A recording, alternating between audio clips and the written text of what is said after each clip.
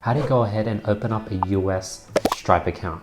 Well, the first thing you need to open one is an ITIN. And in this video, I'll be talking to an ITIN acceptance agent, basically someone that is in your local country that basically is like the middleman for you to go ahead and get your ITIN. The other method you have is you can send your passport all the way to America and maybe get it back in like 2-3 months, 4 months sometimes. Or you could go ahead and just send it to someone locally in your country called an acceptance agent. Now I go ahead and talk to this acceptance agent, ask a bunch of questions, and hopefully you guys are able to learn things throughout this video because I asked some pretty prominent questions that you guys can probably relate to, and here's the Q&A session I have with this acceptance agent. Hopefully you guys enjoy this video. Holding done. It's not an all or none. Some are doing a tax return. Some are just like, it was only $30 calculator and I had withholding on that and I'm not going to bother with the tax return. Got it. And how does the withholding work? Because when someone pays them $30 to their PayPal account or through their Stripe processing payment, they receive the whole $30, don't they? Well, again, it's an Amazon type of thing. It's a Etsy kind of thing where those larger institutions who are being scrutinized by the IRS are like, you're going to do the right thing, Australian sailor. Whereas the guy who just got his own website set up, and a PayPal coming in, he might get away with it for a while. But, the US and Australia, they talk. Awesome. So given that I am growing and I am wanting to reach more United States customers, I think getting an ITIN would be handy because I would eventually have to start doing US tax return, I guess? Yep. Okay. You should be lodging a US tax return from your first dollar. You have stated that you have a desire to interact more in the US. You should just get it going, get it happening. Got it. And what's the process? You might come across somebody who is going to ask for your ITIN so they can withhold on you. That could happen, that day could arrive. Got it. So I did my research, so I need to complete some W7 form for the ITA. Got it. Yeah. And then I have to send them my passport. Well, that's where I come in. I can certify your passport so that it doesn't have to be sent in. Got it. And would you be located in Sydney? Will I have to then post it to you in Australia and you certify? Yeah. How does that work? You would post it to me in Australia. We'd have a Zoom call to do the certification, and I'd return it back to you. I always do express post with a signature. That way it's tracked and we know exactly where it is at all times. Got it. And the main convenience of this is it reduces the chance of me losing my passport. Yes. Got it. That, and also, that Form W7 is deceptively simple. I've had many people go, I got a reject. Well, you waited 6 months to get your reject letter. Got it. And am I able to get the ITIN and figure out the tax returns later on and just use ITIN to open up that US bank account that I want to get and then figure out the tax returns later on? Or is that something I have to do now? The tax return goes along with the application. I need an ITIN. Here's the tax return to prove that I need an ITIN. Got it. Okay, and I guess how much does it cost for me to get your help? Well, it's $360 if you want me to do the certification. You can write your own tax return and send that along, that's fine. Or you can have me do it and that's an additional fee. Okay, so let me write this down and get a pen and paper. So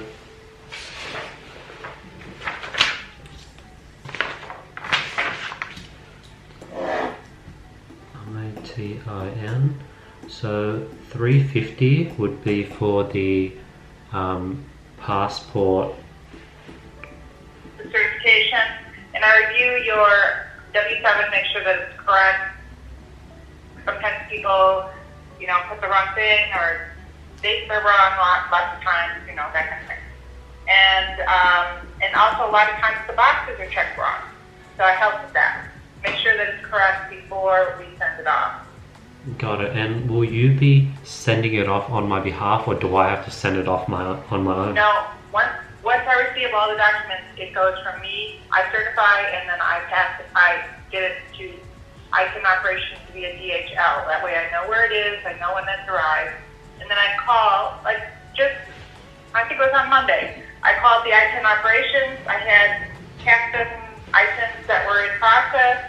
And, oh yeah, that person's Itin was issued in May. Well, here it is July. I haven't received any letter yet. The client hasn't received any letter yet. We don't know that the Itin's been issued, but because they used my service, I was able to call, get the number, and we're on to the next step.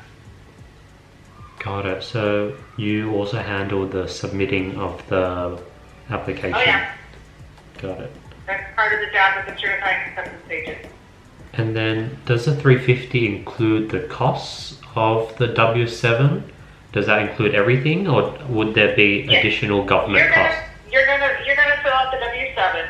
I'm gonna make sure that it's correct. If it's not correct, I'll say you need to change this, add that, whatever. And then when it is correct, then I'll have you post it to me with your original signature on it, your passport, and your U.S. tax return with the original signature on it. Got it. And then tell me about the U.S. tax return. What does that require? The tax return, you just report all of your U.S. source income. Okay, let me write that down. Report all U.S. income. Okay. So then when you do your Australian tax return, you say, I had this amount earned from the U.S., and by the way, I paid this tax on it, and so I don't have to pay tax on that much tax again, but that serves as a credit to my Australian tax. Got it. So with the US tax return, is there like a template that I need to do, or can I just send you an Excel of all the US income or US sales I've received? If you want me to do the US tax return, like I said, it's an additional fee, and I can do that. I just need to know what your income was and any expenses that were associated with that. And that includes, computer time here spent doing the job of the client in New York. Got it. So if my expenses,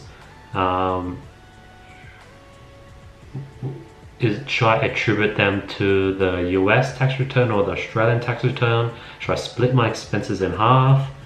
You would split it according to time. I mean, if you have your clients or US clients, then obviously half, but if only 2 of your clients and you have 100 clients, then just that 2%. Okay, let me write that down. Expense split by percentage. And on the other hand, I mean, if it's 2 clients, but they took, 100 hours to finish, and most of your other clients are just an hour each, well, then you're going to have a higher percentage going to those 2. It depends upon how much resources was spent, the actual expense associated with getting that income. Got it. And with the US tax return, is there like a template that I can follow and figure out if this is something I can do on my own or my accountant can do? You can just go online to irs.gov. They have all the forms there. Okay, so this is irs.gov form. Okay, and then how much does it cost if you were to help me out with the tax return? I charge $650 to do a US tax return. $650? Right. Whoa, okay. $650. Okay. Alright, so I'm gonna go ahead and I'll talk to my accountant, do some research. I'll see if I can do the tax return on my own. If I can't, then I'll go with you. But I definitely would love your help with the ITN submission. And that'll be $350, and that'll be, is that $350, are these prices in AUD or USD? AUD, $360 Australian dollars, and then GST on top. Okay. It's like $396 by this time. Oh, okay, plus GST, and this would include that, because I know when I search up, if I were to submit the ITN on my own, there is like the, I don't know, it was like 150 something, 154, 50, I don't know. That's included in the cost, correct? There's no cost to submit an ITN. If you do it yourself, you can just pull together your passport, your tax return, and your Form W7, put it in an envelope, mail it off to Itin Operations. It doesn't cost anything except for postage. and your time. Oh, okay, got it. And then, but then, like, if I were to track where my passport was, I would not be able to do that? It's up to you. I mean, there's probably some services that would be able to track where your passport is, but once it arrives in Itin operations, when I talked to them on Monday, they said they were just opening mail from April. Wow. So, you're going to have 4 months that's sitting in a pile. Nobody has opened it, nobody's acknowledged it. And then another couple, 3 months, about 2 months, it's like 12 weeks processing. So once they've opened it, it's another 3 months. So, you got like 7 months, your passport is somewhere in the IRS office. So that's just the way it is. And then going through you, will it be any faster? Well, it's not faster processing, but what is faster is your passport's back with you, and your ITIN. Like I said, these people that I called on Monday, their ITINs were issued in May. The letter was written in May. We haven't gotten a letter here in Australia yet. No letter saying here's your ITIN number. But I made a phone call because I'm a certified acceptance agent. I have access, and I called, got the number, provided to my client. Now they've moved on to the next step. One of them has to do a 2020 tax return. We're getting that done. Some of them had to do state tax returns. Those are getting done. Got it. With the 7 months, if I did it on my own, does it take 7 months to get my passport back as well? Whereas with you, I'll get my passport back faster? Again, so let's say that if these people who got their thing issued in May, a letter was issued saying here's your ITIN. We haven't received that letter yet. So it's the 7 months, it's the 4 months in the pile, the 3 months processing, and who knows how long before the letter arrives and the passport arrives, and they don't come in the same pouch, they come separately. Oh, and if I go through you, I don't have to actually give my passport to America, right? No, just here, and then I send it right back to you the next day. Okay, perfect. The day after we've had our interview. No need passport to USA. I mean, I had one guy say, you know what, passports are cheap, I'll just get myself a new passport. And he sent his first passport out to the IRS and went out and got a new one. Huh. You could do that. Wow, what the hell? How much does a passport cost? Isn't it expensive? I don't know, I'd say a couple $100. Wow. And then with that person that was his attitude. And then on that Monday where you called the thing that happened on May, were you able to get the ITN now?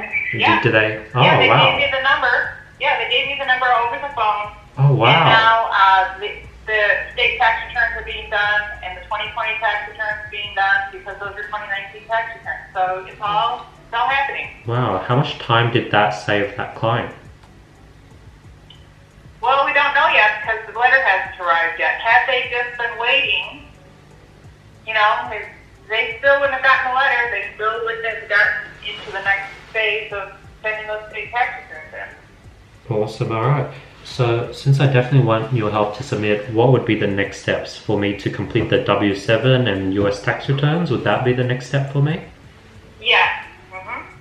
And actually, I'll send you a text with my email. You can send me an email.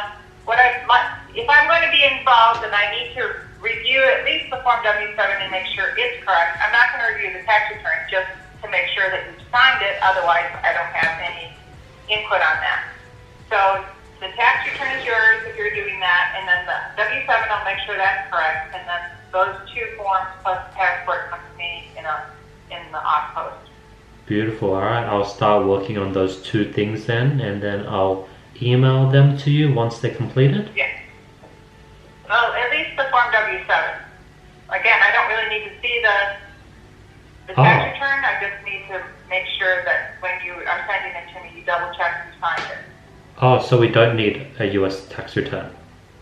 You do need a U.S. tax return. I'm not going to double check it for you. Oh, okay, got it. You'll just put it into the... As a certified acceptance agent, I'm going to make sure your W-7, which is that form, is correct.